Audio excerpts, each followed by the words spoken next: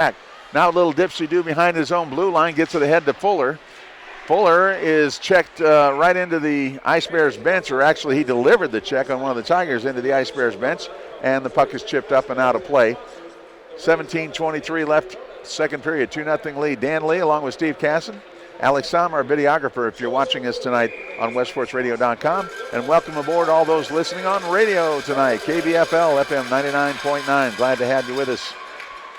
The battle in Missouri is hit hard by Zach Fanning, and the Ice Bears will have control. If they hurry, it's a 3-on-3, and they do with McClue. McClue cuts to his right. Through the slot he goes. He gets a hassle from the stick of Brendan Wilson and couldn't pull the trigger on it as he cruised through the slot. So the puck goes into the corner. Now taken back by the Ice Bears. Brandon Anderson had it momentarily, and it's stripped away from him. And we're going to get a whistle on the play. And we may get the face-off outside the zone. I want to welcome those of you watching. Well, that's too many men. That's going to be a penalty on the Tigers. I think we're going to have too many men. Well, hold on. Now, it's coincidental penalties. Well, one of them was too many men on the ice. Okay. Well, that's the penalty against the... It's an elbow, and it's a rough. No, it's an elbow in a rough. Well, I saw the sign for too many men. Yeah, I did too. So I guess what he meant was coincidentals. Okay. So we'll send a pair to the box, one each way. That comes with 16:30 left here in the second period. So the elbow goes to Seekhouse, and the rough goes to Connor Millard. And the Ice Bears win the draw as we skate 4-on-4 now, as Brendan Anderson will poke it into the left corner. Big tie up there. Puck finally shook free on the near half board. Now they'll send it back the other direction, and the Tigers take control in their own zone. Being cautious with it right now as Ricky Westcott goes to work on Nate Meyer. Puck is taken away at the red line by Westcott. He sends it back into the zone, but it comes right back out again. Bobby Brown with a big hit at center ice. Took the puck away momentarily. Now he'll backhand it into the zone. It's taken by McClue, and that's Westcott with the puck. Ricky's got it, and he is shoved into the board by Max Goldner. The puck comes loose. The Tigers take it back. Across the line and working with it is Nate Meyer, and he'll have control. Now to the zone. Meyer gets a shot. It's blocked by Brown. Meyer right up the middle, trying to get it in front off the stick of Hoffmeyer, and the Ice Bears will have it. Falling down is Brendan Huber. We're going to get a penalty as the Ice Bears got tripped. It's a delayed call. 16, make that 15:30 to go in the period, and we'll have a power play. It'll go as the Ice Bears...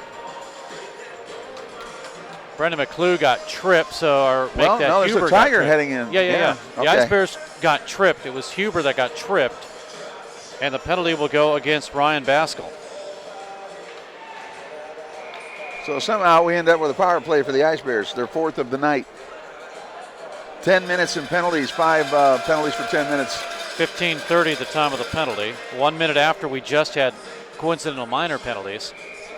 Only 2 penalties for 4 minutes against the Ice Bears tonight, so they've cleaned their act up considerably, but the draw comes to the Tigers. Oh, what a swipe by Brennan Anderson. He'll carry back into the zone. Anderson couldn't get the shot off, though. Nice poke check at the last second by Jack Cassidy. It comes up on the near side. That's not Cassidy. I'll get the right call here in a second.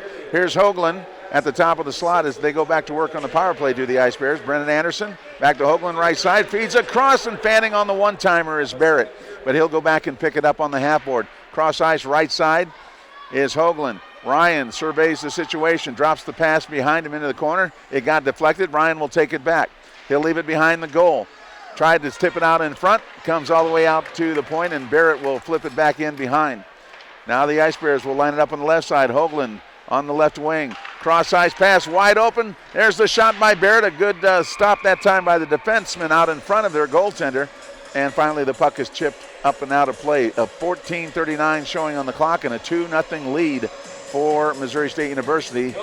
8 seconds left on the coincidental minors to Connor Millard for the Ice Bears and Mike Seekhouse. And Dan, and that'll leave us with a little bit of time, about a minute left on the power play.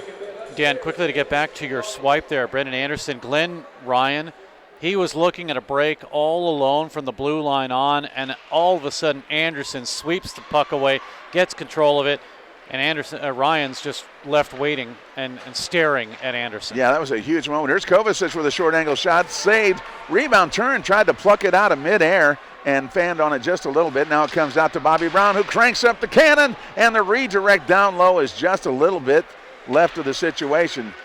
And a little pushing, shoving, and punching going on in front of the goaltender now, Blake Chapman.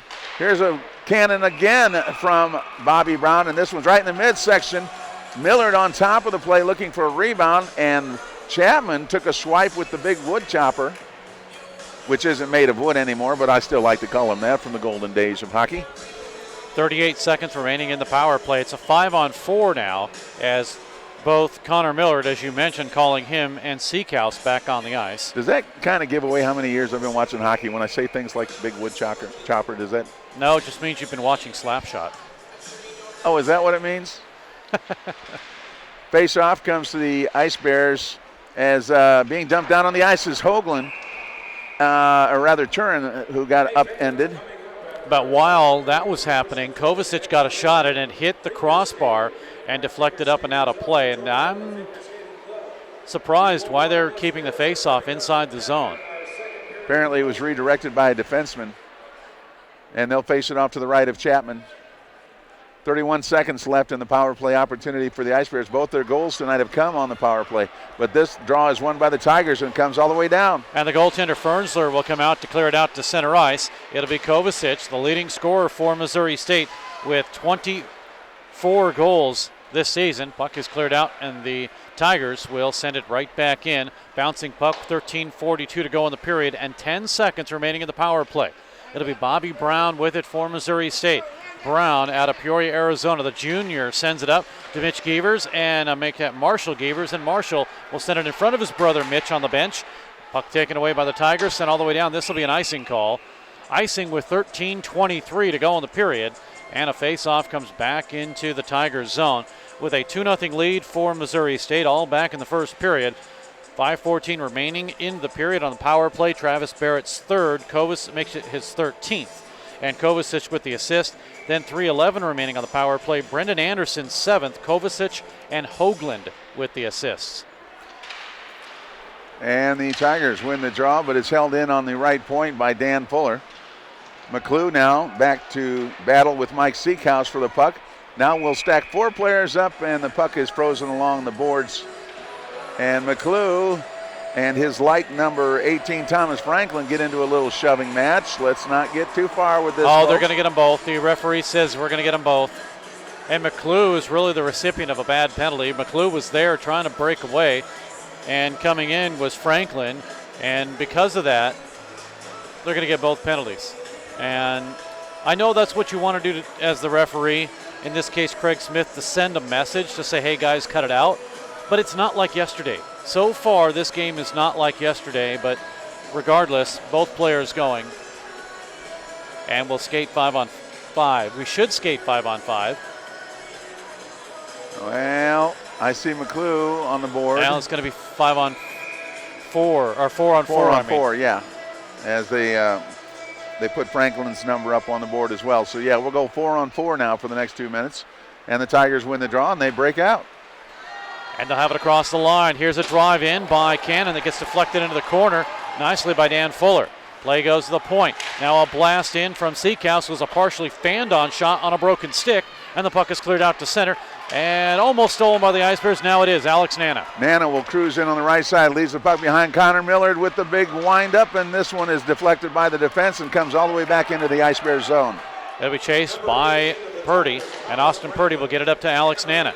Nana's pass intercepted, taken by Corey Cannon. He gets a shot in, and it went through Fernsler. He wasn't expecting the shot. Good thing it was wide of the net as it went through his pads on the right side. 12:25 remaining in the period. We'll get station identification for you coming up at the next stoppage of play. Here comes Barrett. Barrett flies down the middle, now takes a backhanded shot in on goal. Stick saved by Chapman, comes to the far corner. Fuller gets a check on his man to disrupt the breakout. And it will be the Ice Bears with control once again. Line change for Missouri State. Lead pass too far for Dan Fuller, but chasing it is Ryan Hoagland, no icing. Hoagland will get there first. Center's out in front. Wide open is Barrett, but he fanned on the shot as he tried to trade from his backhand to his forehand, and it comes the other direction. Off the boards, it'll go to Austin Purdy, and Purdy will have control with 11:47 to go in the second period. We're 4-on-4 for another 30 seconds, and then it'll go back to 5-on-5. Where Hoagland will send it across to Barrett in front of the Missouri State bench, and he'll send it in. Barrett wings it all the way around the boards to the near sides. It comes, picked up by Nate Meyer for the Tigers. He leaves it behind. There's a check at the blue line by Lopica and shakes the puck loose, and it's taken back by the Ice Bears' Brian Fuller. He'll send it toward the blue line, intercepted by the Missouri Tigers. They'll take it just inside their own blue line. They work it up. Across the line now, here's Nate Meyer. He gets chopped hard. Play continues, and it's 5-on-5. Both players out of the penalty box. And Hoagland trying to feed McClue, streaking out of the penalty box, and it was just a little bit too far in front of him, and the Tigers get it back to neutral ice. Bouncing puck taken by Brian Fuller as he got the bouncing one around Zach Fanning. Puck comes the other way, and the Ice Bears in Lopica. Lopica decides what to do, and in the meantime, he has his pocket picked. It's knocked off his stick by Brock Smith for the Tigers. Puck comes out front at the top. Here's a one-timer by Christian Kuzo, and it's knocked down by the glove of Blake Chapman.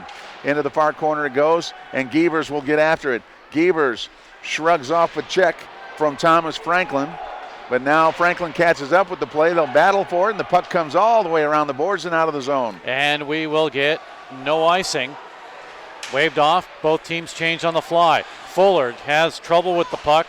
Kuzo can't pick it up. Now Gievers comes in with an elbow. He's going to get a penalty. Yeah, and a totally defenseless man. It's more charging than anything, but yeah, he's going to get called. Yeah, and Matt Baker was caught without his stick, really had no defense at all to absorb that check. And it's going to be Austin Purdy, Gievers, I'm sorry, you're right, Gievers, who heads for the penalty box. Second power play for the Tigers, and Alec, when you get a chance, if you can take a look at the coaching staff. Of course, you have Ryan Armstrong on the right there, assistant coach Jeff Crenshaw, and there's a guy in the middle between Mitch Gievers and Jeff Crenshaw wearing the red tie.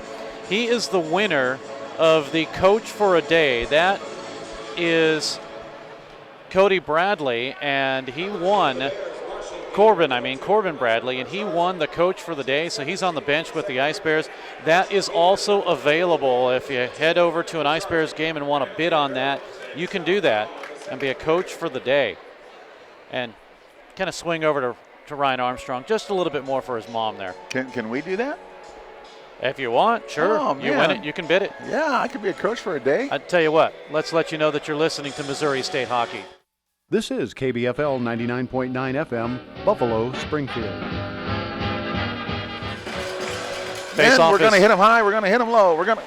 I'm sorry. Face-off is won by the Ice Bears. They'll win it to the corner. Battle for it at the half boards. Coming in is Bobby Brown, stolen by the Tigers. Here's Hodges. Big save by Fernsler as Hodges came in with a shot. Puck is taken away and sent all the way down into the Tigers zone. Ryan Baskell is there to pick it up for the Tigers. He'll put on the brakes and head back the other direction. Up ice it comes on the left side. Moving it into the 3-on-3 for the Tigers is Hodges as he stops up, looking for the high slot. Now he'll have it, gets it over to Baskell. Baskell with it, right face-off circle. He shoots. Fernsler, save. He'll hold on.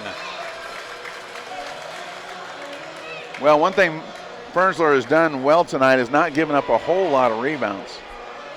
Yes, there's been a couple, but not too many, and that's going to win you some hockey games. Of course, there hasn't been a lot of shot on goal tonight for the Tigers. It's actually only 23-8. Only 8 shots on goal for the Tigers tonight. Hoffmeister comes in to win the draw from Turin. He does.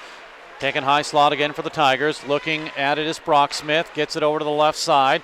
Now moving in low. Tigers working it. High slot again. Here's a shot by Seacouse. Save. Rebound loose off Seacouse's skate.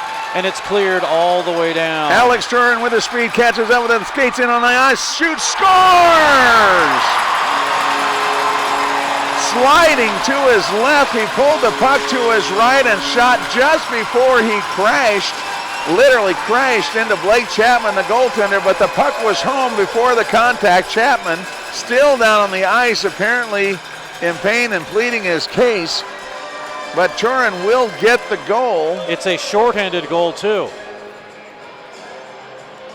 It's the second shorthanded goal in this series between these two teams. The Ice Bears had a shorthanded one yesterday. That one came off the stick of Richard Westcott late in the first period. But the Ice Bears take a 3-0 lead on their 24th shot. And you called it right, Dan, as he stopped. Or tried to stop, and lost an edge. He actually lost an edge and went down with his legs to the right, his stick and the puck to, legs to the left, I should say, and the stick and the puck to his right, and somehow managed to poke it home around Chapman. For the Bears at 9:15 of the second period, number 10, Alex Turin. Alex Turin, number 10 of the Bears, with a shorthanded, unassisted goal at 9:15 of the second. That is Alex Turin's 5th goal of the season, shorthanded. And you know, the coaching staff of the Ice Bears have been real high on Turin and his speed, and boy, did he display it there. And Millard with a spin around shot right at point blank range, and that time Chapman equal to the challenge. Great save. Puck cleared at center ice. Ice Bears will have control. Connor Millard again. As he goes back into the Tiger zone. He tried to lead Fuller, and it's off of his stick, and Millard will set things up again at the blue line. Now stolen, taken by the Tigers. Drop down in low. Hoffmeister with an opportunity. Here's Glenn Ryan. Ryan spins around the right faceoff circle. Gets it to the point. Power play. It's 23 seconds for the Tigers. Up the middle, off the stick of Ryan. Taken away and cleared by the Ice Bears all the way down, but racing is Hoagland. Well, Hoagland won't get there before Blake Chapman does. Comes way out of his goal to play the puck back on the end board, and the Tigers pick it back up. 6 seconds left on the power play, but it's knocked away. Hoagland might get there this time. Nope. Tipped away by the Tigers at the red line, and that'll do it for the power play as the puck is flipped up high into the netting. And it's a souvenir. Play. Yeah, somebody. Did it get out? It got out. It got out underneath the, in between where the netting is and the top of the glass. It became a souvenir. 24-10 now, the shots on goal. Ice Bears in command, 3-0 off the shorty by Alex Turin. They'll bring this one all the way to the center face-off circle. And it'll be Anderson stepping in against Zach Banning.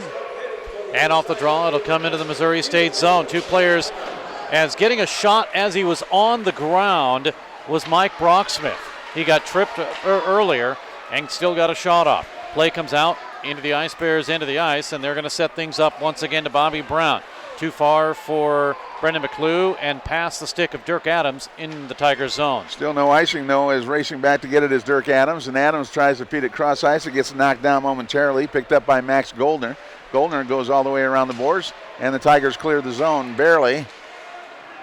They'll get it in front of the Tigers bench. Getting pushed from behind was Chase Lutz, as he does have a goal in today, take that back. He almost had a goal in today's game. It was disallowed for a player in the crease, a crease violation. That was early in the first period. Now the Ice Bears have it again. Brendan Huber out of Wentzville, Missouri. His puck stolen, taken away, and sent all the way in off the stick of Matt Baker. Far side boards. Brendan McClue for Missouri State. They'll give it to Glenn Anderson on defense. And Anderson will have control. Brennan with it.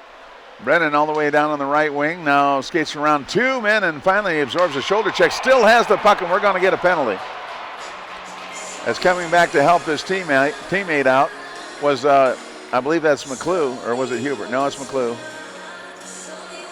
Well, it's hard to read that number. No? I think that's 16 Huber. I think you're right. Yeah, it is Huber. 16 is Huber, 18 McClue. And it is Huber that's going to head to the box. And this will be power play number 3 for the Tigers. This comes at 6:58 left here in the second period. A 3-0 Ice Bears advantage. Face off. I'm sorry, go right ahead. I was to say face off to the right of Mitch Fernsler. As we get some clarification on some issue besides the penalty here. 5 penalties, 10 minutes so far on Missouri State University. 6 penalties, 12 minutes on Mizzou.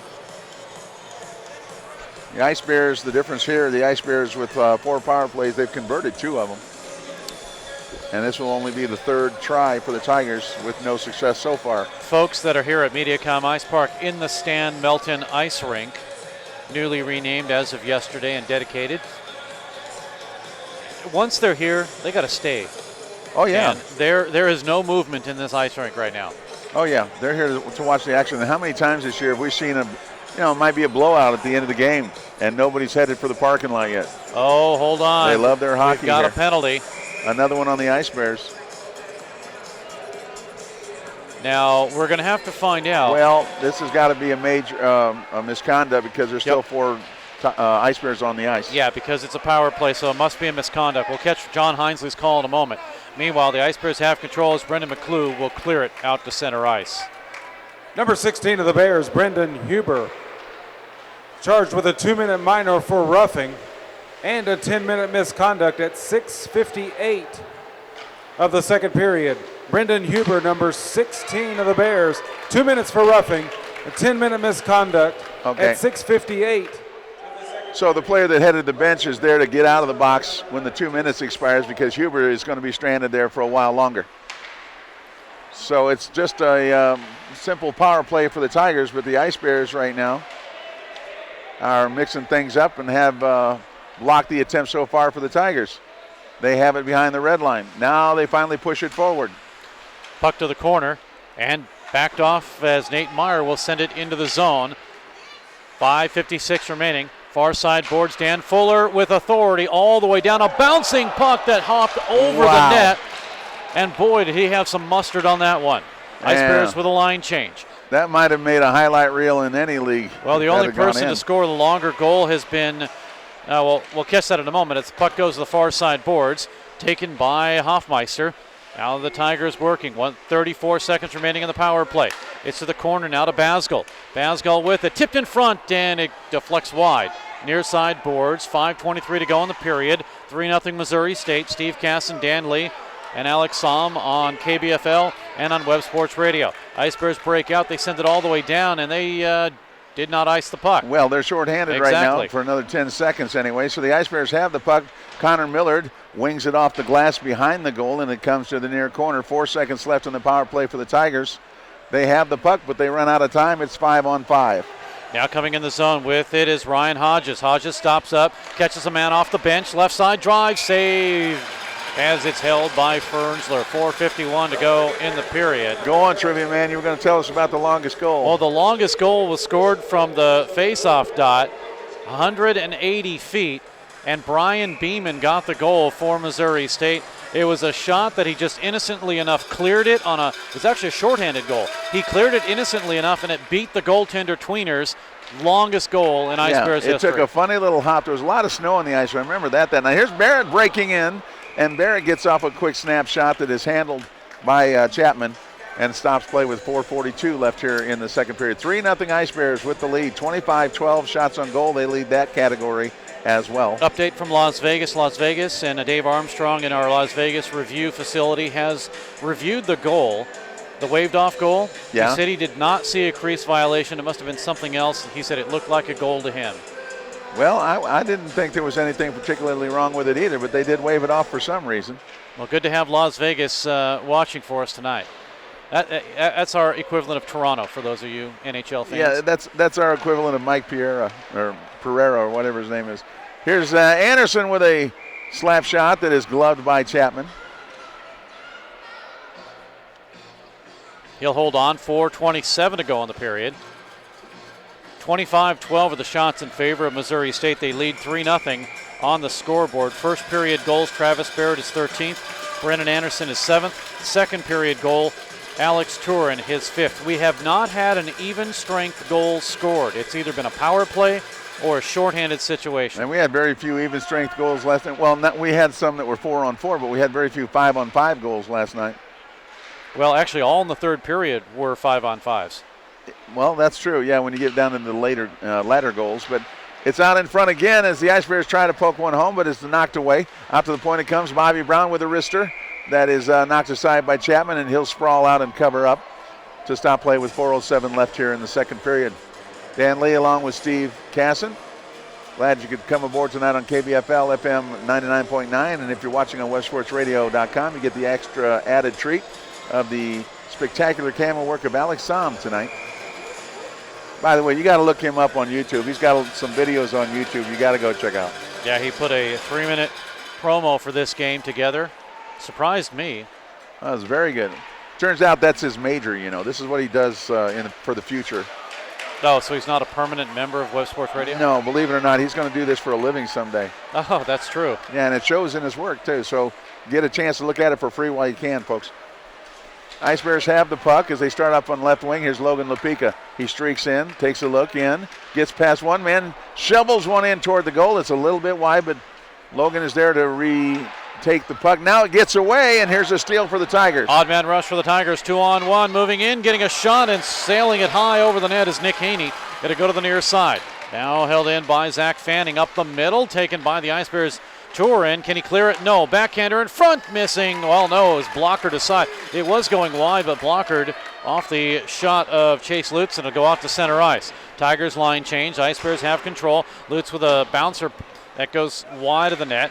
Now it's Brian Fuller. Tries to check his man off. It's behind the side of the net, looking for a wraparound, but instead the Tigers bring it out to high slot at the right side. Spinning around is Ryan. Ryan with it, 2:56 to go, and a shot from the left point is deflected away by the Ice Bears goaltender. It'll go to the corner off of Fernsler. Tigers with it again. Fanning on the shot was Hoffmeister. Here's a shot from an odd angle off the stick of Nate Meyer, held right at the line by Fernsler. He'll hold on, 2:42 to go in the period. You know, that fan on the shot was actually beneficial to the Tigers. It drew the defenseman into a blocking mode, thinking that shot was going to come off, and he got the puck right back and found an open man around the defense to give the chance at the goal there. Face off to the right of Fernsler. In to take the draw, Brendan McClue. Can he win it from Christian Hoffmeyer? He does. And the Ice Bears will have it in front of their own bench. Alex Nana tried to carry it across the red line. It's taken back the other direction. Ryan will give it up now to Hoffmeister. It'll go to Ryan, and he tried to send it over to Hoffmeister. And the Ice Bears will clear it out to center ice. Sent by the Tigers right back in and delayed offside. 2:22 to go in the period. Coming up at the second period intermission, we will talk with the now general manager of Missouri State Hockey, and Kurt Bussin, and of course also a co-founder of this hockey club. 2:07 remaining in the period. And the Ice Bears in their own zone. Get it out to center off of the stick of Ryan Hodges. He'll come and get his own pass, and it's out to center ice. Pass to himself in a sense. Puck to the red line, and the Ice Bears will have control. Here's Fuller at the blue line. He'll try to work in against two defensemen, and it's tipped away momentarily. McClue has it back. Nice toe drag to get around one defender, and he'll finally give it off on the right side, but the Ice Bears come in offside. 1:41 left in the second period. 3-0 Ice Bears out on top. Now, if you're wondering about Glenn Ryan, yes, is the brother of Blake Ryan, and of course one of the most famous Ice Bears, Jack Ryan. Yep, chose to go to Mizzou. Comes all the way around the board, does it? Despite the wishes of their brothers, they wanted him to play here at Missouri State. Well, some brothers just got to be different. You know how it is. Puck is taken by the Tigers in their own end. They'll try to work it out of the zone, but a triple team at the blue line almost got it away. Some broadcasters are different too. Far side boards. Here's a drive-in save. Fernsler. It'll be off the stick of Ryan Hodges behind the net. Ice Bears trying to clear it out, and they finally get control as backtracking are the Tigers. They'll set things up and go to the bench. Brennan Anderson. I still want to call him Glenn as he gets tripped up. Penalty. It'll go against the Tigers. 1:05 remaining in the period. The Ice Bears with power play number 5. And they're already 2 for 4. They are increasing their power play percentage. Well, this one is going to go to Thomas Franklin, the captain for the Tigers. One of the captains, anyway. Mike Rosa, also a captain, but he's scratched tonight. He didn't make the trip. Of course, Glenn Anderson is a former Edmonton Oiler defenseman, and Brandon Anderson is the Ice Bears defenseman. That's all right. I was putting David Hasselhoff into the game last night somehow. Here's the Ice Bears with a power play now. 50 seconds left in the second period. If nothing else changes, they'll carry over if they don't score here. Here's a shot on goal. This one up a little bit high and wide by Kovacic. Comes all the way around to Anderson. He'll go out to Bobby Brown, left side, Kovacic. Down low, here's Barrett with a short angle shot that is stopped by Chapman. It comes back behind the goal, and the Ice Bears will reset. 28 seconds left in the power play. Here's Hoagland trying to feed out in front to Barrett. and it got just off the end of his stick into the corner. It goes. Tigers pick it up. Can they clear it out? Yes, they do. Backhander all the way down with 18 seconds. And maybe enough time to get one more opportunity, but it's Hoagland in his own zone. To give it to Bobby Brown, they'll set it up with 10. Is Brown content to let time run out? Well, they're going to go very slowly. And to Anderson with 2 seconds, and that'll do it for the second period. Tigers catch up a little bit on shots on goal that period. It's now 25-17 in favor of the Missouri State University Ice Bears, and they also lead by a 3-0 count. Yeah, 5 shots on Blake Chapman, 2-period total 25. Mitch Fernsler faces 11, 2-period total of 17. Power plays, as you alluded to moments ago, Dan, the Ice Bears 2 for 4. They're working on their 5th. Penalties right now, 6 for 20 minutes, including the 10-minute misconduct on Brandon Huber of Missouri State. And for the Tigers, 7 for 14 minutes. The Tigers are 0 for 3 on the power play. Well, in moments, we will have assistant general, he's now the general manager. Yeah, he was he's the the assistant general manager now. Here comes Kurt. We'll get him all set up over here, and we'll have Kurt Bussin join us and go back to yesteryear with Mr. Bussin. Yeah, we'll go visit in the past a little bit and talk about the present as well. But Kurt Bussin, one of the main driving components of the team that put these Ice Bears together and really made hockey happen here in the Ozarks. Not so many years ago. It seems like a long time ago sometimes, Kurt, but it really wasn't. They keep piling up, though. I tell you what, it's crazy. Year 15, still can't believe it. And really that's not long ago when you talk about an ice program, and especially when you talk about what you've achieved in that 15 years. You don't see a lot of programs that get launched, and in 15 years you're looking at a sold-out auditorium, and the word hockey is no longer a dirty word in the Ozarks. That's right. Absolutely. It's been what a ride. And as we saw last night with the festivities for Stan, what a night for him. It was just fantastic to see that and to see the surprise on his face and all the hard work and sweat and long hours he's put into it. It was just a thrill for me to see that moment for him last night. Put together, if you can, a little bit of a chart of exactly who talked to who and what happened to get this whole thing started. Well, it's funny. I can tell you from my perspective, when the rink was first being built, and I wanted to get involved somehow, and my intention really to begin with was to get involved with the youth program, with the youth hockey here in town. So I called the rink manager at the time, who I just asked, basically for information, how do I go about getting involved with the youth hockey? And he said, well, you may want to go talk to these guys. They're putting together something with SMS, a college team. So he gave me Stan's contacts, and that's where I first became involved with the program. So I contacted Stan, and he's like, yeah, come on board. We need all the help we can get. So at that point, I joined up with Stan, and that's when they were still planning the first season, before we even had our first player meeting. It was Stan. At that time, he had already been in contact with Andy Marquardt, who was the student that formed the organization with the university. It's a student organization. So Andy Marquardt was the one that got that ball rolling. He got quickly involved with Stan to get his help from the management side. There are a few other people. Todd Lasser, our first coach, he came on board. And one or two other guys early on, students that helped out as well. But it really was Andy that got that, and he actually started the roller hockey program here at the university as well.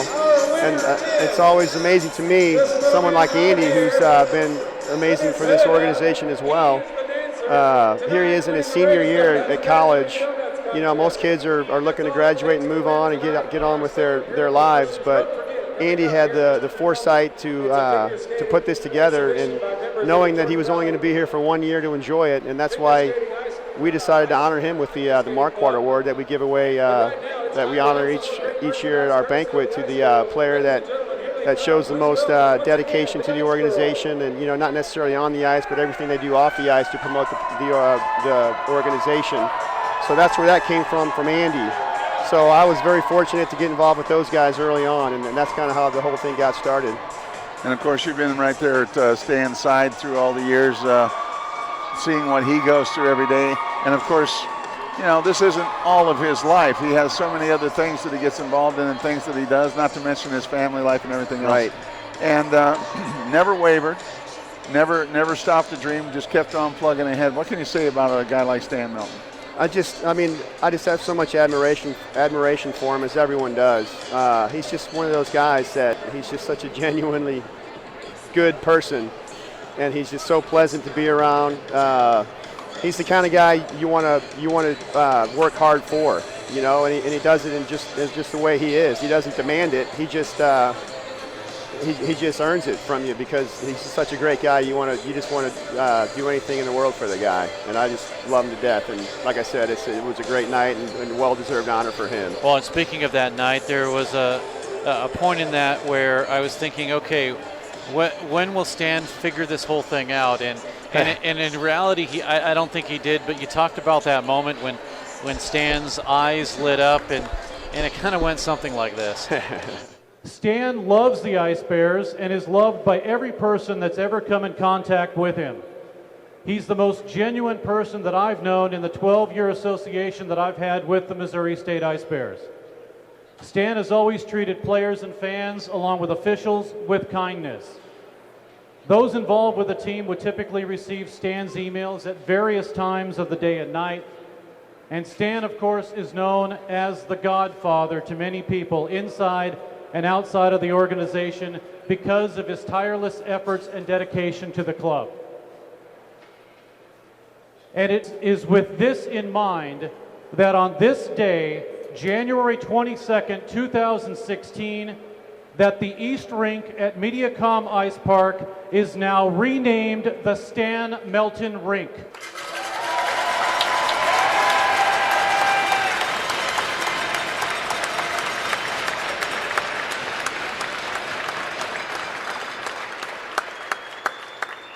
And fans, if you want to turn your attention to the east doors, there is a plaque designating it's the Stan Melton Rink. Also, as you walk in on the east side, the East Rink naming has been changed to the Stan Melton Rink. And of course, the only greater applause was moments later when I said, let's play hockey. That's right.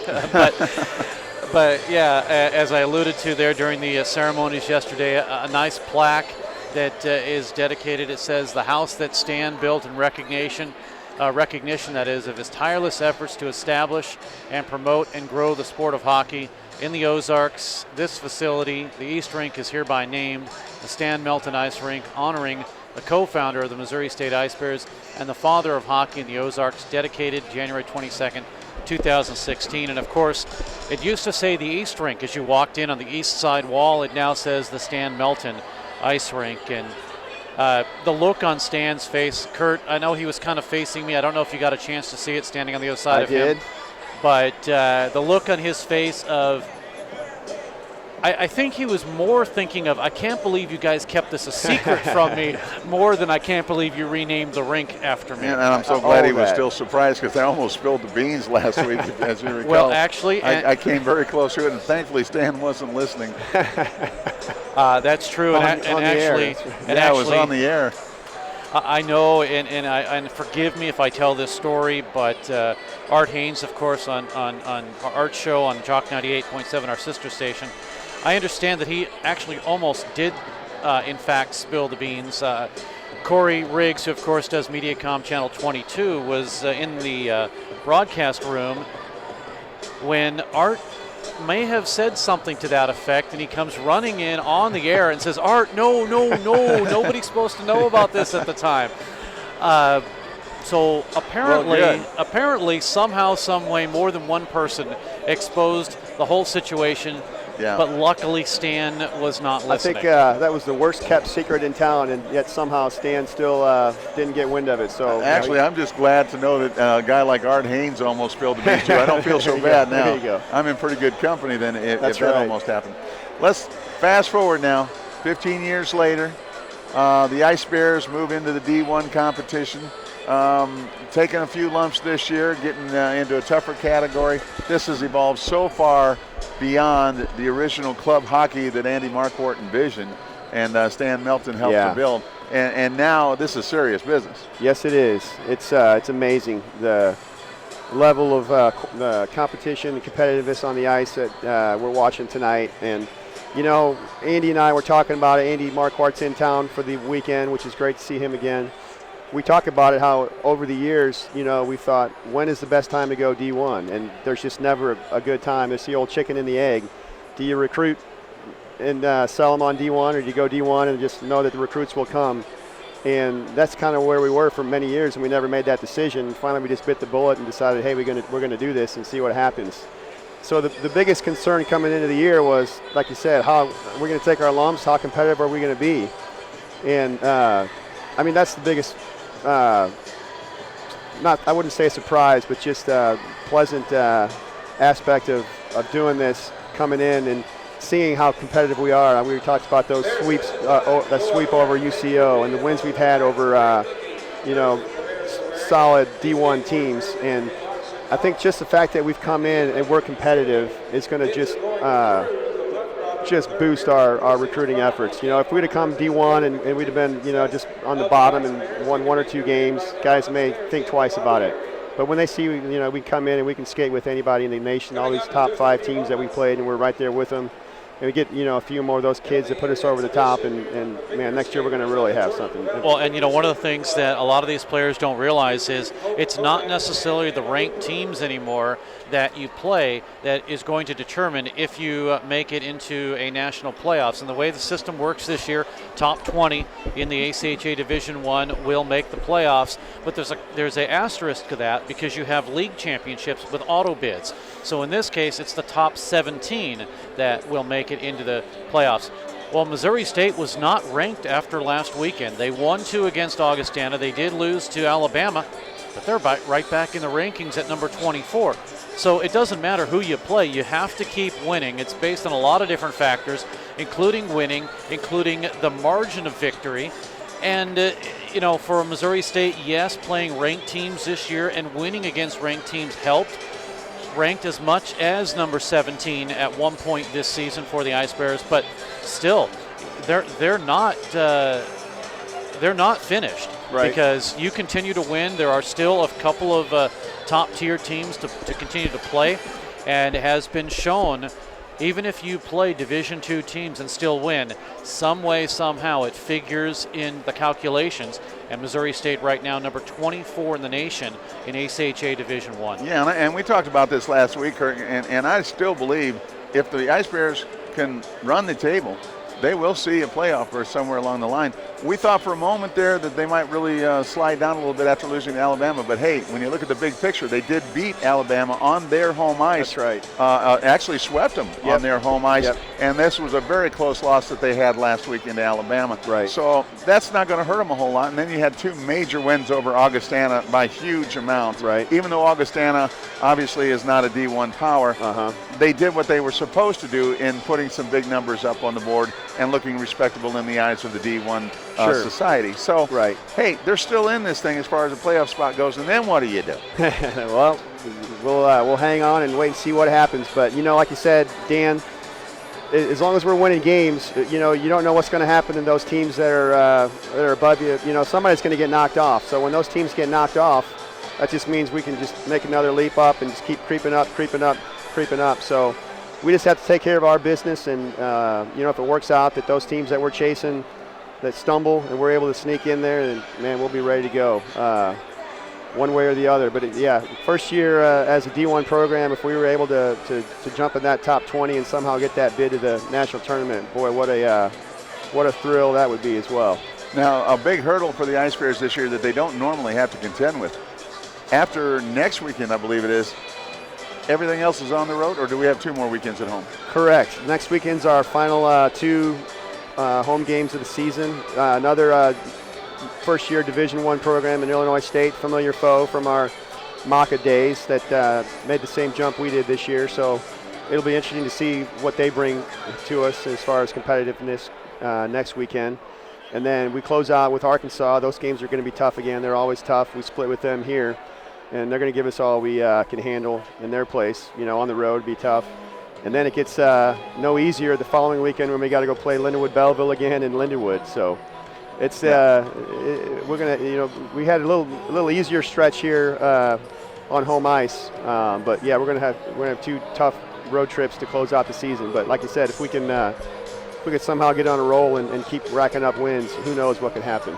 Want to talk a little bit about the jerseys that they're wearing tonight and the ways that people can get bids in on those jerseys. These are throwback jerseys with the old Missouri State logo on them, yep. and they're really beautiful. They're in antique white with the maroon trim and the maroon logo and everything. They're really beautiful jerseys. Tell us a little bit about how somebody can get in on the bidding for that. Well, it's going to have to be fast. We're going to close the bidding at the beginning of the third period. So about 2 minutes, actually. So if you're listening in the arena right now and you want to get a bid in, head on out there. Last I checked, there was still probably 3 or 4 jerseys that did not have a bid. I don't know where it stands now, but so they can't give you get your phone number and they can call you and no, put the bid in? No, but texting. I would guess that if there are jerseys that don't get sold tonight, we'll pull those back, and I'm sure they'll be hanging on the merchandise rack, and we'll sell those at a later date. Whose idea was those, especially with that logo, that particular logo?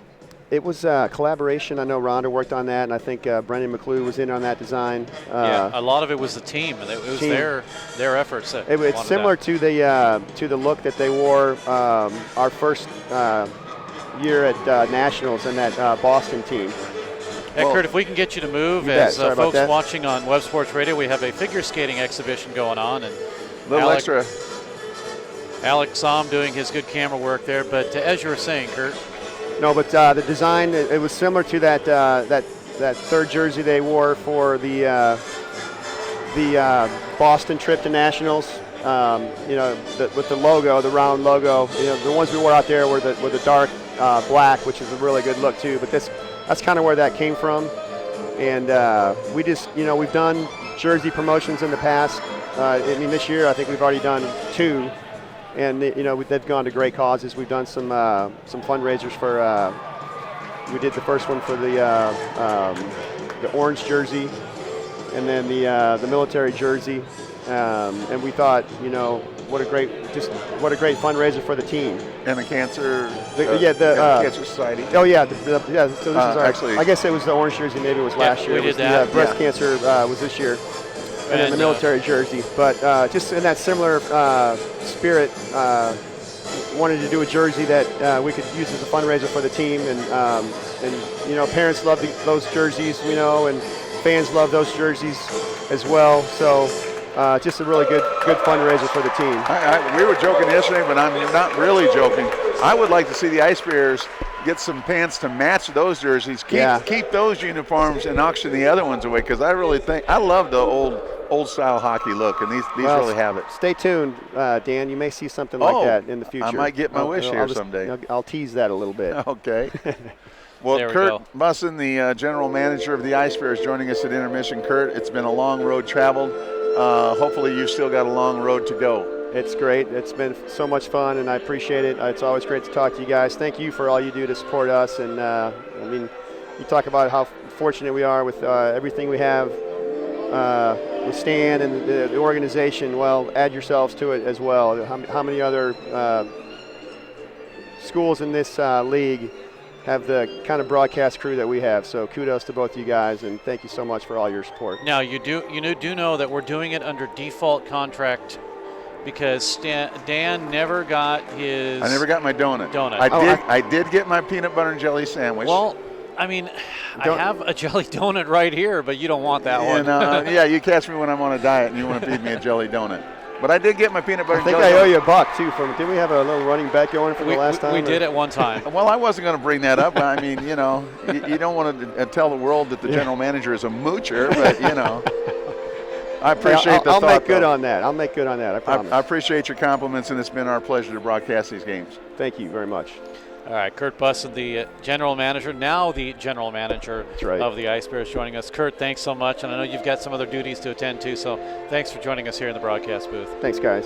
All right, Kurt Bussin, and Yeah, all joking aside, it's amazing to see the transformation of this team and what it's done from about 50 fans and parents to the sold-out crowd that's here tonight. Well, we've got some real skaters out on the ice tonight. Man. Couple of exhibitions here, and I think I made that move one time, but it wasn't by intention. You mean spinning and looking down at your feet? And grabbing my foot? Yeah. Yeah, I don't think I intended to do it, but I ended up somewhere around that position. I didn't finish that way, though. 2 minutes from now, we'll be starting the third period. You want to take a little break? We will do that and be back for the start of the third period of play here between Missouri State and Missouri. Battle of the Mizzou Tigers and the Missouri Ice Bears. Coming up in a moment. Your best source for awards of any kind is always Bowles Trophy House in Springfield. Trophies, plaques, medals, gifts, ribbons, and more. You get top quality and great service at Bowles Trophy House, serving Springfield and Southwest Missouri for over 40 years. Call them at 417-869-8720. And if you need embroidery work done, logos, digitizing, and more, come to Banners and Brainstorms in Bowles Trophy House at 601 South Kimbrough. Now playing at Mediacom Ice Park in Springfield, a new ice age. It's the Missouri State Ice Bears hockey. Now through February, exciting, hard-hitting, fast-paced collegiate hockey, Ice Bears style. Get your advance tickets at Missouri State Tix box offices or call 417-836-7678. Tickets also available at the games. There are no speed limits at Mediacom Ice Park when you see Ice Bears hockey. Old Missouri Bank keeps you and your family safe from fraud and loss with secure checking. With OMB's secure checking, you receive identity theft protection, 3-in-1 credit report monitoring, total identity monitoring, and even cell phone replacement and repair coverage. Contact Old Missouri Bank today to learn more. Earn the peace of mind you deserve, along with everyday banking benefits like mobile check deposit, online banking, bill payments, and more. Call 869-9000 or visit oldmissouribank.com. Equal housing lender, member FDIC. Back at Mediacom Ice Park, Steve Cass and Dan Lee, Alex Somm at the Stan Melton Ice Rink, ready for the third period of play between the Mizzou Tigers and the Missouri State Ice Bears. Glad you could join us tonight on KBFL FM 99.9, and don't forget on the sister station, the Jock, tonight you can tune in and hear Steve Cassidy interviewing head coach Bob Booker and many members of the Ice Bears organization for the coaches show, and that comes up at 10:30 tonight on Jock 98. We'll do that. I'm glad it's kind of a fast game here because it's going to be a packed crowd to try to exit out of Mediacom Ice Park. But the Ice Bears had control and they lose it off the draw. And streaking in unannounced and getting the backhanded shot off is Christian Hoffmeister, trying to get it through the wickets, and no deal from Fernsler. Ice Bears have it on the power play in front as it came back from Hoagland over to the corner to Barrett. That is, he tipped it wide. Puck comes out to the Tigers. They'll have control. And again, they're shorthanded, but they're putting on the pressure right now. Now it's taken away. Bobby Brown has it. It's a 4-on-2 for Missouri State. Down the middle, Kovacic, he shoots, and a pad save by Chapman. He'll steer it aside. Ice Bears have it to Hoagland. Hoagland up the middle, now to Barrett. He waits, he shoots right down the middle. Chapman is able to hold on to that one. And with 19:17 to go in the third period, it's still a 3-0 lead for Missouri State. 11 seconds left in the Ice Bears power play number 5. They will face this off in the Tigers zone, just to the right of Blake Chapman. Off the draw, Ice Bears will not control it, but it's slapped off the boards. Well, Ice Bears had it, but taken by Baker. Baker streaking in on the right side, now cuts through the defense, couldn't get the shot off though as it trickles off the end of his stick. Jason Small will ramp him into the corner as we're back at 5-on-5 hockey. Tigers have the puck. Nice steal by Christian Kuzo, and the Ice Bears have the puck back. Ice Bears with it. Across the line now is Turin. Turin had a goal in yesterday's game, the first one of the season. Our first one of the series, that is. Puck taken the other way. Now Ryan Hodges. Hodges works on Austin Purdy. Gievers with the back check takes it away.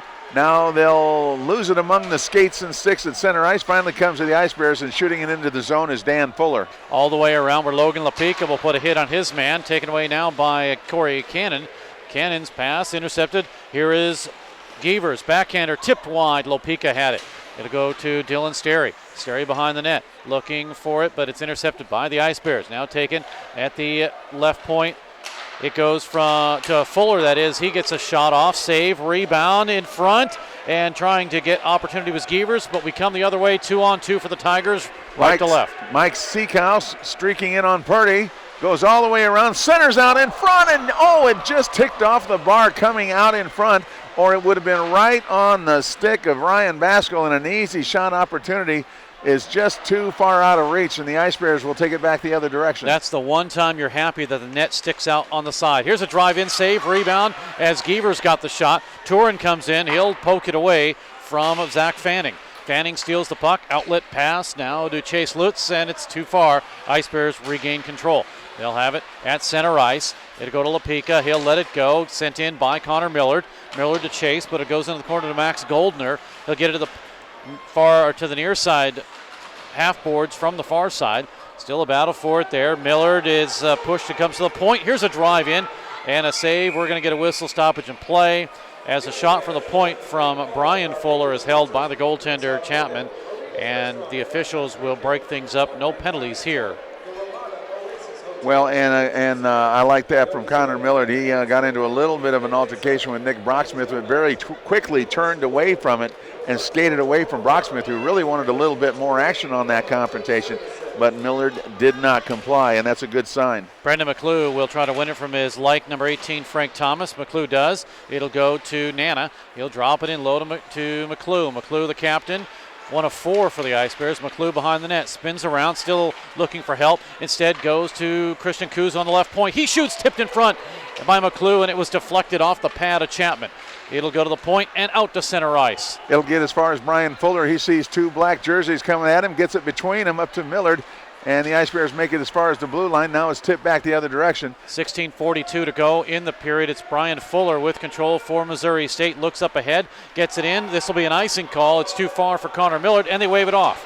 16:33 remaining. 3-0 Missouri State. Puck goes to the near side boards, taken by Matt Baker. Baker battles for it, but it's stolen by the Ice Bears and Nana, and it's cleared out to center ice. Boy, McClue had a nice opportunity, but banned on the shot. He did. Now the Ice Bears have control again. Well, they did have it. It's taken by Baker, and he'll clear it out to center. And backhanded with 16:13 to go in the period. Now McClue. He comes down the middle. McClue with it. Tripped up. No. Yes, there is a penalty. Touched by the Tigers. It's going to be a penalty. 16:05 will be the time of the penalty. And the 16th penalty for the Tigers. It'll be a trip. And Bauer play number 6 for Missouri State. 30-17, the shots on goal in favor of the Ice Bears right now. 3-0 on the big board. And this will, like you said, be power play number 6. They are 2 for 5 are the Ice Bears tonight. Good progress on their power play. Goes to Glenn Ryan. And off the draw, the Ice Bears will have it to Bobby Brown. Swept over to Anderson. Dropped in low. Now to Barrett. Barrett back to Anderson. On the right point. Anderson high now to right face-off circle to Barrett. Low along the goal line. And as the return pass to Barrett comes from Kovacic, he misses wide. Now to Anderson. Tips to Barrett. Barrett still with it. Working with 1:38 to go on the power play. Puck working now to Anderson. To Barrett. In low to Kovacic. He goes behind the net. Now to the left side. Spins around. Looks in front to Barrett. He shoots. Saved by Chapman. He fanned on the first shot, and if he wouldn't have fanned on it, maybe would have got a good shot. But that was enough for Chapman to get in front of the net. 15:31 to go in the period. 1:26 remaining in the power play. Anderson, or make that, Hoagland will come in.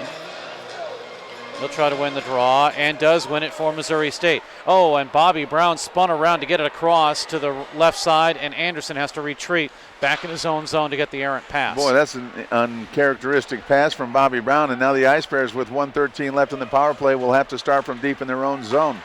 Hoagland will give it now up to Anderson. He comes across the left side. Anderson with it, checked off by Brennan Wilson. Wilson is there. Puck to the far side boards, low along the goal line. Still a battle for it. It's in some skates. We're going to get a fight. It's a scrum with Anderson. He's not happy with Zach Fanning. And before anything could happen, they're both going to go. But they were starting to get going, and the officials broke it up. Well, Anderson had his helmet unceremoniously removed, and that's what got him fired up. And Anderson needs to be careful. He was disqualified from last night's contest because of action last week. So he's happy to get back tonight, and he, I'm sure, wants to stick around a little bit longer. So he's going to have to be careful here. 15 minutes of the third period. So 5 minutes in. And we'll probably get Anderson. Just a matter of what they get him for. Coincidentals. Yeah, it's going to go both ways here. Still 55 seconds left on the power play opportunity for the Ice Bears if these penalties go even, Stephen, and they do. Oh, we're still looking at 5-on-4? Yeah. Is that what he said? Yeah, they're coincidental, so oh, yeah, right. We're already 5-on-4. Yep, you're right. We'll get the official call from John Hinesley. The Ice Bears have control of the puck. They have a power play for 50 seconds. Puck is to the point and not held in by Fuller. He'll go back to Purdy, and the Ice Bears will set things up. 43 seconds remain. Ryan Hoagland sends it over to Barrett, and the Ice Bears having a hard time setting up this number power 11 play. of the Bears, Brennan Here they Anderson, go. It'll be moved into the corner. Number 23 of the Tigers, It Zach is up Fanning. the middle, taken away. Each Now high receive slot, a 2-minute missing minor for just roughing. wide. And then the follow-up by Fuller is sent wide. Ice Bears have control. So it's Fanning and Anderson, 2 minutes each for roughing. Now it's dropped in low. Power play has 15 seconds for the Ice Bears. Puck to the corner. Here's a blast in, and it hit the defense, taken by Kovacic. Andrew Kovacic gets across ice. It'll go to Purdy on the left side. Now a shot in that's blocked on the attempt by McClue. Now as the power play is over, it'll be taken by Missouri State once again. Ryan Hoagland. Hoagland, high slot to Purdy, shovels it over to the corner to Fuller, and taken by the Tigers and cleared out to center. And here comes Brendan Wilson as he starts to play, gets the puck on the right side to Nick Brocksmith, but they're offside. You're listening to Missouri State Hockey on KBFL. This is KBFL 99.9 FM, Buffalo, Springfield. 31-17 shots on goal in favor of the Missouri State University Ice Bears. And this face-off just outside the MSU zone. 3-0, Missouri State with the lead. And it'll be Turin stepping in against Ryan Hodges. Turin wins the draw. The Ice Bears take it back. They'll feed it to Gievers right on the blue line. He's going to look for Lopica. Instead, he'll take it himself. Gets around the check of Haney. Up the middle. Nobody there but Tigers. But the play stays in the zone. Batted for at the point. It is cleared out to center. Tigers have it sweeping it as Hodges. It's back in the Missouri State end. Corey Cannon got a swipe at it. Sent it all the way along the boards. Christian Kuzo will touch it for the Ice Bears. Gets it to Turin. Return pass to Kuzo. Now a nice pass to Lopica to start things off. And in front of the Missouri State bench, Gievers is there. He gets upended. Now it's Brian Fuller. Fuller, left side, across the line, into the zone, looking for help. Fuller drops it off to Lopica. Lopica gets checked hard and high by Ryan Hodges, ties up his stick. It goes to Ryan Basgall, and Basgall will have possession of the puck and get it out to center. Almost lost it behind himself, but managed to hold on, carries it all the way into the zone. Leaves it on the blue line. One-timer is fanned on by Max Goldner. Now the puck comes right to the low part of the slot, but Turin takes it away, and here they come. It's a 3-on-3, now 3-on-2 as the Ice Bears get an extra man. It's up the middle. Lopica, he missed just wide. It's in the corner now with 12:37 to go in the period. 3-0 Missouri State. Ice Bears have control. Turin down the middle. Battle in front with Gievers. Gievers moving with Goldner. But it is the Ice Bears and Bobby Brown. Left face-off circle. Brown in front to Gievers, and a big save by Chapman on the bang-bang play. Puck to the right point now. Here is Fuller. He shoots. It's blocked. Taken away, though, cleared. And Fuller will come back in his own zone to retreat, set things up. Line change on the fly for the Tigers. Ice Bears offside, but they let the puck go. And is Thomas Franklin with it. Franklin feels the heat from Bobby Brown, gives up the puck and heads for the bench. The Ice Bears get it back. 12 minutes to go in the third period. Here is Nana up the middle, kicking it ahead, and is Millard. Nana has it. Now Purdy, left side. He shoots, and a big save again by Chapman. Take it to the point. Can the Ice Bears get it, control of it? No, they don't. It's taken now by Glenn Ryan. And Ryan is met at the blue line with heavy resistance, and Austin Purdy will get to the puck. He'll carry behind his own goal. looks the opposite direction, comes back to the near side boards. Almost taken away. McClue tipped it out to Nana. Nana cannot control it. Heads back into the zone. Bobby Brown is there to pick it up for the Ice Bears. He'll flip it high, and the saucer pass knocked down by the glove of one of the Tigers, and it comes all the way back into the zone. Sent in by McClue with 11:13 to go in the period. It's in the Tigers' end of the ice, and now it'll be Christian Hoffensmeyer. He'll give it ahead to his defensive man, and that's Nate Myers. Myers, who's really a center, but he's playing defense, at least on that shift, to get things out of harm's way. Puck's in all the way down to the Ice Bears zone. No icing. It's been waved off, and the Ice Bears will change. Fernsler sends it high off the glass, and up ice it comes, and the Ice Bears got a 3-on-2. Richard Westcott, he shoots, it's blocked. Follow-up backhander shot, and a big save, and the goal, and the whistle blows. The referee lost sight of the puck as Austin Purdy had a great opportunity in front of the initial backhanded shot, and the official says, "I'm sorry, I lost sight of the puck." And that happens now and then. 33-17 shots on goal in favor of the Ice Bears. And they lead 3-0. Off the draw once again, won by Missouri State. Taken, though, and cleared by Wilson to the far side. McClue steps in front of it, looks for Jason Small, lets it go. It's Brock Smith. He'll send it in low. Give it to Wilson in his own zone for the Tigers. It's to the point, held in by Fuller. He lets it go, and a big chase and a lead for Zach Fanning. Zach Fanning tries to center it across, and he does, and a great save by Fernsler. Didn't know exactly where the puck was after he slid across and stopped the shot. Played smartly by Nick Brocksmith on the far side off a great pass, and Fernsler comes up with a big save to keep it 3-0. Yeah, big save there as he's we're playing the wrong song. We don't have any fighting going on, do we? No, not at all. But he's bidding to keep the Tigers off the scoreboard here. 10:21 remaining in the period. Well, he's only faced 19 shots, but we're going to have to start thinking about our Adobe County wingman of the game.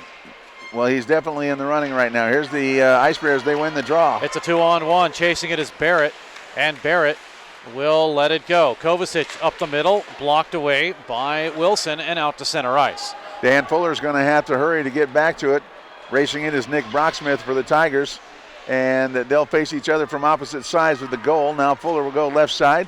Outlet pass comes to the Ice Bears. Taken by Ryan Hoagland, and Hoagland will send it ahead to Kovacic. Kovacic looks in front to Barrett, and the rebound is cleared out of harm's way by Seacouse. And look out, Corey Cannon's all by himself, skates in, shoots left, stopped off the stick and blocker of Mitch Fernsler, and the Ice Bears get it all the way back out to center ice. Kovacic has it, but it's knocked away. Now they get it to Barrett. Barrett will have it on the left side, looks in front to Hoagland. Barrett overskated, it's cleared all the way down.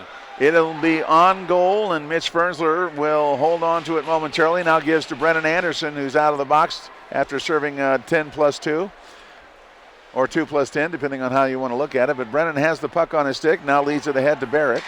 Back to Brennan Anderson. Anderson, right side, Bobby Brown off of his skate. And all the way down, this should be no icing, and it is in Hoagland up the middle. Taken by Nick Haney out of St. Louis. The sophomore gives it up to center ice. He's pushed down, no penalty. Well, he actually lost an edge there. I think he put himself down. Yeah, Gievers was there, so there is none. And now coming in, nice move by Anderson and a save by Chapman as Anderson broke in. You know. Oh my goodness. Mitch Goldner out of nowhere came up and cheap shot at Anderson, and now he's going to have to deal with Purdy. I think it's Purdy. Maybe not. Let's wait and see if we can find a number. But wow, what a cheap shot that was on Anderson. It might be Turin. That's just out of the clear blue. Goldner comes up and buries his shoulder into the chest plate of Brennan Anderson and sends him sprawling. And it is Alex Turin. Alex Turin comes to the rescue. And Turin's not happy. Now they're going to get them both, but if anything, the Ice Bears should come out of here with a power play. They really should. That was a totally cheap shot by Goldner. And the sad fact of that was Goldner was the one who made a great defensive play to stop that attempt at the last second. He got enough of his man to keep a clear shot away from the attacker. And he made a great defensive stop, and then he gets back up and does something like that. And I don't know what Anderson might have said. I don't know if this came from a previous moment in the hockey game or what, but that was totally uncalled for. And Goldner deserves a whole lot more than 2 minutes. Referee Craig Smith, linesman Dan Bruce, and Tim Plackey. And they're all discussing things here.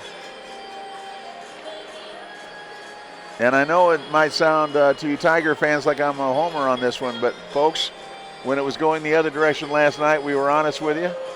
And I got to tell you, that was a cheap shot by Goldner.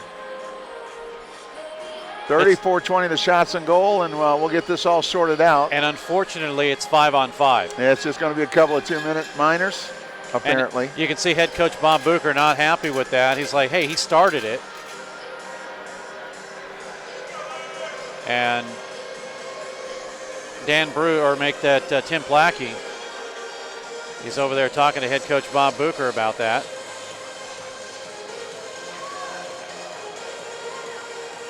Not happy at all. This all comes with 8:50 left here in the third period. It's only a 3-0 hockey game. The Tigers are still in this thing. After being defeated 10-1 last night, but they played a good game tonight. Tigers Max Goldner and number 10 of the Bears, Alex Turin, each received 10-minute misconduct penalties at 8:50 of the third period. Max Goldner, number 29 of the Tigers. Alex Turin, number 10 of the Bears. As he shoots, and a big save by Chapman, steers it off to the corner. Puck is bouncing in front. Lopika can't get the bouncing puck, and it's cleared out to center ice. So to recap, Turin 10 minutes and Goldner 10 minutes. Do I agree with that? Maybe, maybe not. I think there should have been 2 and 10 for Goldner, but at any rate, it's still even up hockey, and the Ice Bears will lead the 5-on-5 with McClue. And McClue will stomp up in the left face-off circle. Shot in, blocked by Seekhouse. Taken by the Tigers, but not out. Here is Christian Kuzo. His puck is stolen and taken by the Tigers. They'll come across the line where hit hard, huge, was Huber off of Baker. And it comes back out to center ice. The Tigers kind of backpedaling for the moment, but they'll get it in clear possession. Line change for Missouri State. Tigers with control of the puck. Ice Bears steal it, and no. Lopika. Well, he put himself offside. Well, Gievers is saying he cleared the zone, and the official says no. And fans are not happy with that one. Well, I actually, I'd like to see it in replay, but I thought in the back of my mind when I saw Lopika steal the puck, he let it go, and then his skates kind of came across. He cut to his right, and I think his skates were ahead of the play. Well, all you have to do is touch that line, and it is not offsides. Meanwhile, the Ice Bears have possession of the puck again. Bouncing one that Nana's not able to corral. Still a bouncing puck, held on the line, and it's out to center ice. Ice Bears with possession now. It is Fuller. Dan Fuller had it poked away. Taken by the Tigers, and with authority, it's Glenn Ryan. Ryan will come in on right side, working on Austin Purdy, and Purdy rides him right into Penalty. the headboards, and we're going to get a penalty for interference. And this is going to leave the Ice Bears a man short. It's a holding call. Holding the stick will be the penalty. All right. Power play number 4 for the Tigers. Really could have called either one there, but yeah, holding is the call. 9 penalties, 34 minutes for Missouri State. 10 penalties, 28 minutes for the Tigers. And it goes against Dan Fuller. That's his first penalty as an Ice Bear. It is, isn't it? Actually, I thought it was Purdy, but yeah, it was Fuller. Still 3-0. And well, things starting to get a little chippy again. Well, we mentioned it earlier on, and we'll talk about that in a second as the Ice Bears have control of the puck. A backhander by McClue is sent into the near side boards. Now with 6:49 to go in the period. Puck is cleared out to center, now taken by Ryan Hodges. Hodges will take the left-handed shot. It's knocked down by the defense of Fuller, and it comes on the right-hand side. The Ice Bears break out. With McClue, now he gets a shot off. It's tipped into the corner and held by the goaltender, Chapman. 6:33 to go in the period. Dan wanted to make mention of the fact that the Ice Bears Division I team at the Stan Melton Ice Rink are undefeated this season. And right now working on their second undefeated game. And as we mentioned with Kurt at the intermission, folks, if you're listening in, next weekend, your last chance to catch the Ice Bears at home this year. At home for the regular season, that is true. So you need to get those tickets early. Illinois State coming to town. That ought to be a great one. Here's Hoagland winning the draw, but the Tigers steal the puck and they come forward. Now taken back by Kovacic. Are we looking for a player of the game already? Yeah, talking to Chief, maybe Alex Turin. Puck sent in on goal, and Chapman will hold on there. I'll tell you what, my money's on Fernsler right now. Yeah. Yeah, he has won it in the past, but. Well, what's our criteria? Folks that have won it or folks that deserve it? Yeah, we're kind of confused. We got kind of confused in the last few weeks, I think. Well, I was going to run for hockey office somewhere, but I don't know where that would be. Well, with 6:11 to go, it's Anderson with it behind the net. Anderson will work with the puck. He gets pulled off the play. Stepping in front of him is Nate Meyer, and Meyer will push it to the far side boards. Glenn Ryan to backhand it in. Hoagland's there. Ryan Hoagland working with a 3-0 lead for Missouri State. Gets it up the middle off of Anderson's stick, but it's held in by Kovacic. Kovacic, he shoots it, went high and wide. Far side boards to Bobby Brown. He'll hold it in. Brown will swing it in low. Instead, it deflects, and now we get another punch.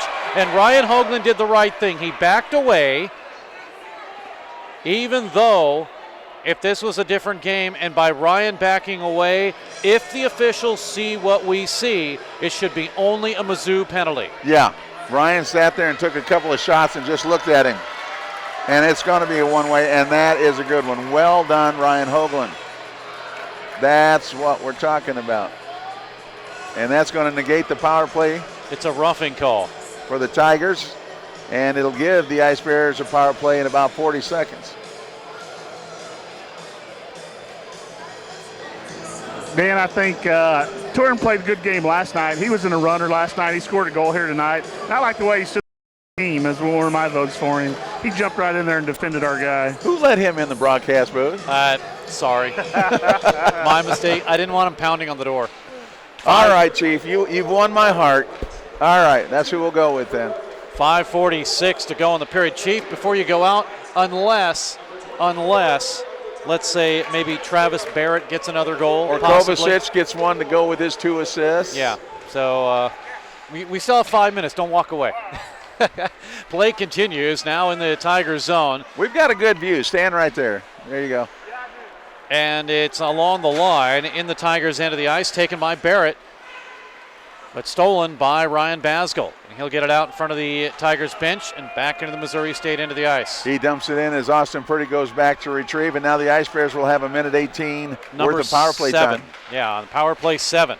They're going to work with it, send it in off of Brendan Wilson, who will clear it all the way down, and a line change for the Tigers. Mitch Fernsler will bounce it off the glass, and it comes all the way to center ice. And it's stolen by the Ice Bears. Here comes Fuller. He shoots, save, rebound, and Basgall had it, lost it. So did Fanning. Ice Bears keep it in. It'll be Purdy. He'll let it go. Fanning is there to break it up for the Tigers. Fanning to clear it out to center and all the way down. That's going to be an icing call. No, it cannot be. Yeah, that was the Tigers that iced the puck. No, it's because it's a penalty. We have a penalty. Tigers. Well, yeah, you're right. It shouldn't have been. No, it should not have been an icing because this is a penalty on the Ice Bears. It's against Missouri State. It's on Barrett. Oh, does that mean Alex Turin wins? All right. Barrett goes. It's a slash. 10 penalties, 36 minutes on the Ice Bears, 11 penalties, 30 minutes on Mizzou. And now here's a chance for Shorty Kovacic. He's going to walk in all alone. Kovacic, backhander, score! Andrew Kovacic took the puck, broke in from the blue line on. He got the shot more like he dragged it in front of the goaltender. It bounced off of Chapman and into the net. It's a 4-on-4 goal, and Missouri State has a 4-0 lead. Well, now you got Kovacic with a goal, shorthanded at that, and 2 assists. Go ahead and chomp on that for a minute, Chief. Now what do you do? Things change in a heartbeat around here, don't they? Chief, we're gonna put it in your capable hands. You make the decision tonight. You go right ahead. Well, what do you think? It's tough. I mean, there's a lot of great guys who's played great. And, again, I just like to spread the wealth out. I mean, they're all deserving to be the wingman of the game. And I think I'm going to stick with Torrin. All right, let's go with Turin, and that'll be the final answer. All right. Hey, let's catch the call. Now the third period, number 20, Andrew Kovacic. Off the assist, the number 27, Ryan Hoagland. Andrew Kovacic from Ryan Hoagland for the Bears at 4:16 of the third period. And the Ice Bears will have the puck now. And they'll be shorthanded once again as of this moment. 1:14 on a power play for the Tigers as they bring their man out of the box. And they steal. And they have the puck out in front. And the trailer comes in and takes a weak shot that gets sticked aside by the defense off the shot by Thomas Franklin. Held into the zone, but a broken stick is going to delay things for the Tigers as they'll have Glenn Ryan head for a new $200 piece of equipment. And the Ice Bears will start from behind their own goal. 47 seconds left on the power play. The Ice Bears taking their time, waiting for everybody to get their line changes. Now they'll head up ice. Here's Ricky Westcott off of his stick. Goes as far as the red line. The Tigers bring it back. Now swept away by Westcott, but it still goes in. McClue had it momentarily. Anderson will carry behind his own goal. 26 seconds left on the power play. Now a 4-0 advantage for Missouri State University. And they'll work the puck up ice, working shorthanded. It'll come across the line. Anderson lost it. And it'll be the Tigers with 2:36 to go in the third period. The last two goals for Missouri State, decisive goals, both shorthanded. And now the Tigers will dump it into the zone. Ryan Fuller will track it down there. Heads back across, outlet for Barrett is off the boards right in front of the bench. And the Ice Bears have it again across the line underneath the stick of Brendan McClue. 2:11 to go in the period. 4-0 Missouri State. Goals by Travis Barrett, his 13th. Brendan Anderson, his 7th. Alex Turin, his 5th. And Andrew Kovacic with his 25th. Ice Bears managed to tie the puck up. 2:02 left in the regulation portion of this hockey game. 38-20 now the shots on goal in favor of Missouri State University. And everybody's still here with a 4-0 lead, and you know it's going to be a mess in the parking lot when this thing lets out because nobody has left. Not one person do I see exiting the Stan Melton Ice Rink right now. Tigers have the puck, and they lose the puck at the blue line. It's taken into the neutral zone. They'll battle for it there. It's finally picked apart by Zach Fanning. He sends it into the zone for a short time. Brian Fuller will send it right back out. Now with 1:41 to go in the period, puck tipped ahead. It's off the stick of Mike Brocksmith. Back into the Missouri State zone. Shots 38-20 in favor of the Ice Bears. And again, they lead 4-0 on the scoreboard. Mitch McClue thought he would escape with the puck, and it got tipped off of his stick. Still inside the zone. Fernsler has to stick one aside. It comes to the near half board, trickles out of the zone. And we're back at 5-on-5 hockey as the Tigers take command of it. Back in their own zone for the Tigers. They're going to try to set things up, move it ahead to Brocksmith, and he'll have it at the line where it's broken up. Ice Bears, they come with it. 2-on-3. Here's McClue drive, and it's off the glove of Chapman. Far side boards, hits the referee, stays in. Kuzo ran into Nana. Yeah, it was Nana. And the puck is taken away, cleared off the stick of Baker, and back into the Missouri State end with less than 50 seconds remaining in the third period. Christian Kuzo looks from behind his own net, decides to go up the right wing. It comes around the boards, almost intercepted. Now it is taken, but it's a delayed offside. Tigers have to retreat. The Ice Bears will come up with the puck. 37 seconds left to go. Brian Fuller wheels out of his own end. Now skates back the other direction, gets taken down from behind. We're going to get a tripping call on the Tigers as they touch it up with center ice.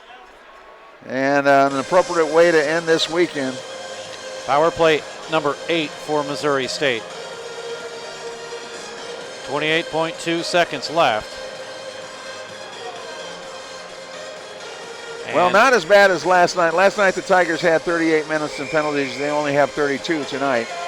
Ice Bears with the big improvement. They had 68 minutes last night, only 36 tonight.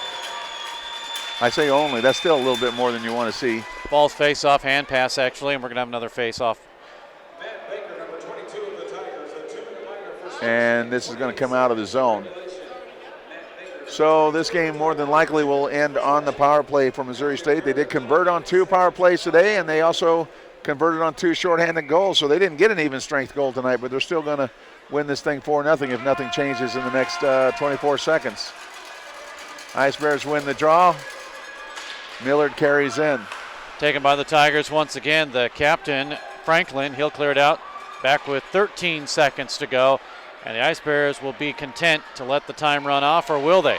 Well, the Tigers are still forechecking. You got to worry about that. Fans now finally counting the it fans down count. with 3 seconds. 2, 1, and that'll do it for the third period. The Missouri State Ice Bears sweeps the Mizzou Tigers. It is the 10th straight win for Missouri State. Going over the past few years, and the Ice Bears have swept another series against the Missouri Tigers. This one by a score of 4-0, as the Ice Bears, on the strength of goals by Travis Barrett, his 13th, Brennan Anderson, his 7th, Alex Turin, his 5th. Both Barrett and Anderson were on the power play. Turin shorthanded. Allen, and then there was Kovacic's goal on the 4:16 remaining of the third period. That was on a 4-on-4. So no goals were scored 5-on-5, or even, well, it was even strength 4-on-4, but not 5-on-5 in this hockey game. Well, no, we didn't even have a 4-on-4. It was either a power play or a shorthanded goal. Well, no, the last goal was scored 4-on-4. Are you sure that wasn't a shorthanded goal it was for not. Kovacic? It was 4-on-4. Okay. I believe so. We'll have to double check, but hold on. You are, no, it was 4-on-4. At 5:41, there was a penalty for Seekhouse, and 4:25, a penalty on Barrett. So it was 4-on-4. No, well, yeah. Yeah, it was 4-on-4. Okay, you're right. I thought it was, yeah, okay. Never mind. And while we're arguing about that, the Ice Bears are celebrating on the ice as the fans cheer Missouri State for winning their second straight game against the Mizzou Tigers. And right now, Chief is going to try to get the Adobe County wingman of the game. And we'll try to get Alex Turin over here. And he's already had his uniform off. He's ready to go. Yeah, he's got to get over to the post-game show. There you go. Alex Turin joining us. And Alex, obviously a different game here tonight, Alex. What changed? I think both teams were just a little more prepared tonight. Obviously, the first game of the weekend, you got the away team has car legs, bus legs, so you got to take that into effect. And I think from yesterday's game, I think everyone kind of came in looking for the chippiness a little bit more than yesterday. So I think some guys are a little more concerned with that than put the puck in the net. But you know what? We'll take it. A win's a win. Anytime you can get a shutout at home, especially for Fernie. He played great. He earned the shutout. It's all him. So it's good just to get the win. Obviously, next weekend you play a Division I team in Illinois State. Is it going to be difficult for this team to transition to the different team, or you think you guys are ready for that? No, I don't see any difficulty, going back and forth. We've kind of been doing it all year. And really the mentality is you got to treat every team, the same. Just because one's maybe a division lower doesn't mean that you can just take them lightly. Obviously there are some games, where they're a little bit easier to win, but you still got to go out there because, if you take any team lightly, you develop bad habits, and then that does make that transition game hard, but we should be good. Tougher team tonight, and obviously you get rounded out scoring from Travis Barrett, you and Brennan Anderson and Andrew Kovacic. Kind of nice getting goals with players that are on your line, eh? Oh, yeah. It's great when the line mates start to contribute. When you have games where you're not putting the puck in the net or really not, putting any points up, you kind of get a mentality that you're not doing the things you're supposed to, and that's just not the case.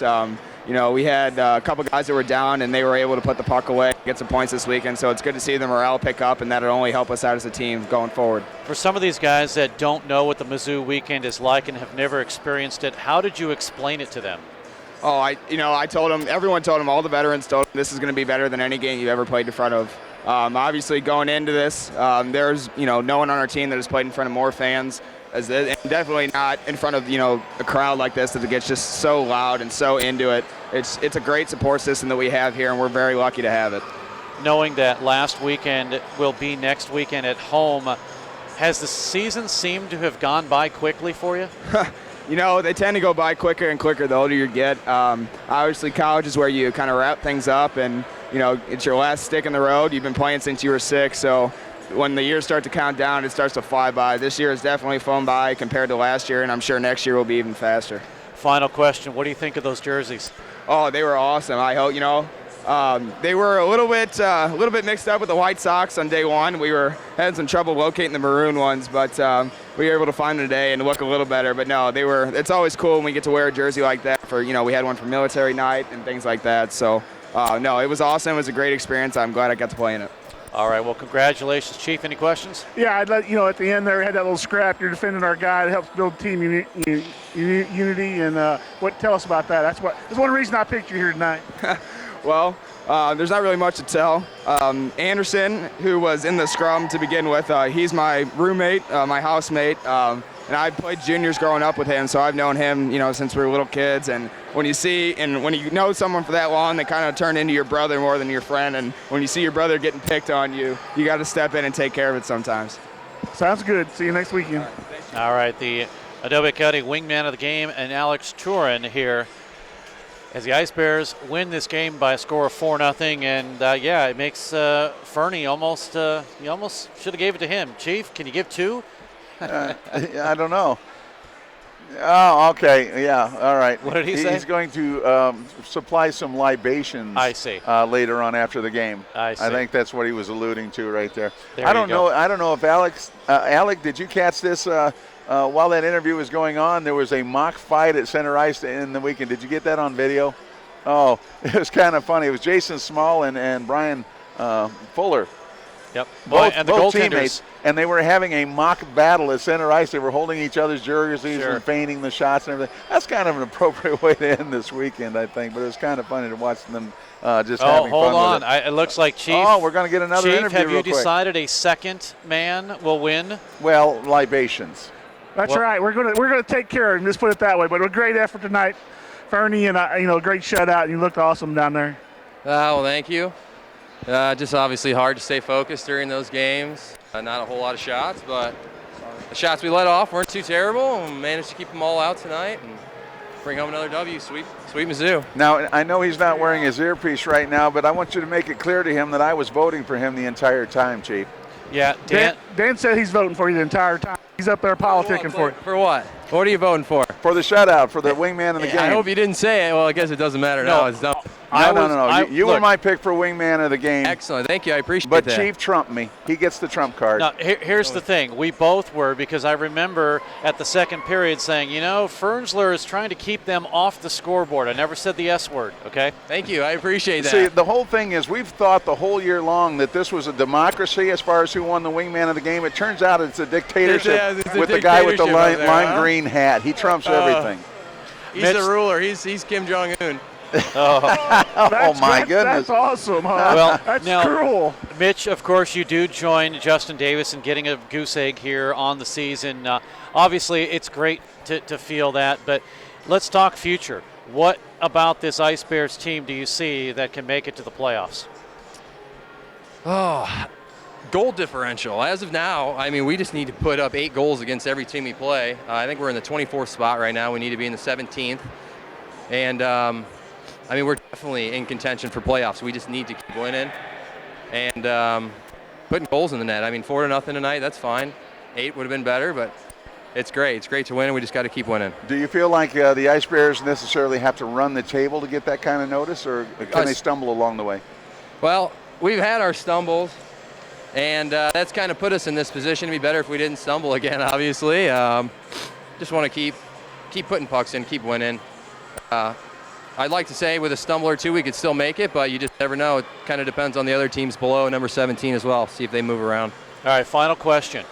I can see your beard is getting longer. Is that a playoff beard? It is. Well, it started as No Shave November, and now it's just it's a bit aggressive. I lost my razor, and That's it. I knew it. It's a lost razor January. That's what it is. Yep, exactly. Into February. So I'm going to keep it going until the end of the season, I think. I get a lot of flack for it, but oh well. Hey, that's all right. We will not talk about how the study has come out, how let's just say that they're not too hygienic. The beards? Yes. Oh, there's been some scientific proof. I don't think Chief's down here trying to get a feel on it or anything. No, it's not. No. Nothing along those lines. They get gross. We better let him go before this gets out of hand. Mitch, okay. Thanks so much and Thank congratulations. See you later. All right, Mitch Fernsler, I guess he's a second award winner or of somehow, some way, or some kind. Yeah, he's going to get noticed later on tonight. But a shutout night for Mitch Fernsler. Kicked aside 20 shots from the Missouri Tigers tonight to earn that shutout. Well, that'll wrap it up for the Ice Bears here at Missouri State's home arena at Mediacom Ice Park. It is now the Stan Melton Ice Rink, as dedicated yesterday here, and of course the founder and co-founder of Missouri State hockey and of a great hockey program here at Mediacom. And they're about to start the auction and auction off a few jerseys tonight as well, but we've got business to take care of, and about the time we get there, they'll get there, as Steve Casson will present the Coaches Show later on tonight on our sister station, Jock 98, and we hope you'll tune in for that.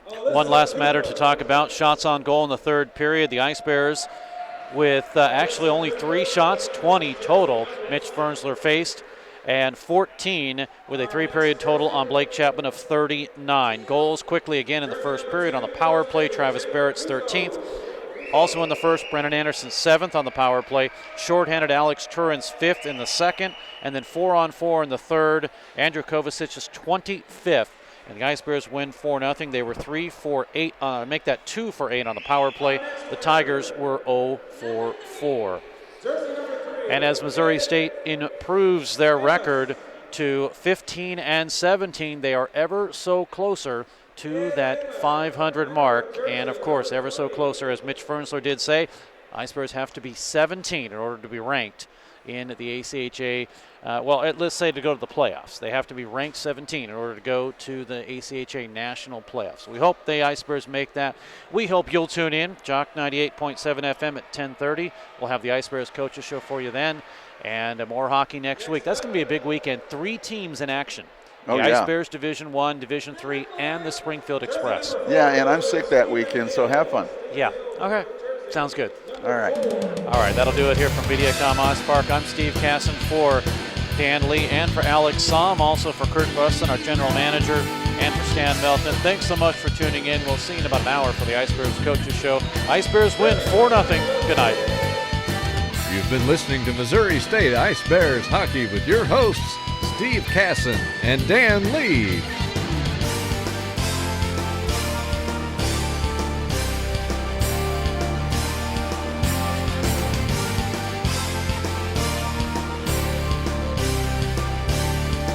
Thank you for tuning in to tonight's game. Ice Bears Hockey is a presentation of DS Sports Enterprises and WebSportsRadio.com.